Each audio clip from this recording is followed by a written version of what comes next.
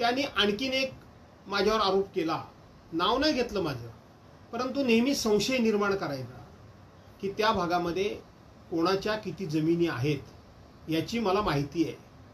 मी उदय सामंतांना जाहीरपणे आव्हान देतो, तुम्ही सरकारमध्ये आहात, तुम्ही त्या उद्योग खात्याचे मंत्री आहात, त्या तिथे मी किंवा माझ्या कुटुंबियांची 1 इंच जरी जमीन असेल आणि ती जमीन माझी आहे तिथं म्हणून मी ती MIDC आणू इच्छितो, अशा पद्धतीचा तुम्ही संशय निर्माण करताय.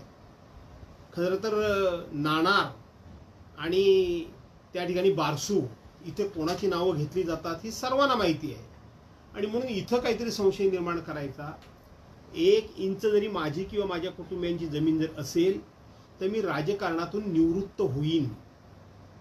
न पेक्षा तुम्ही व्हाल का चापलुशीच करत राहाल.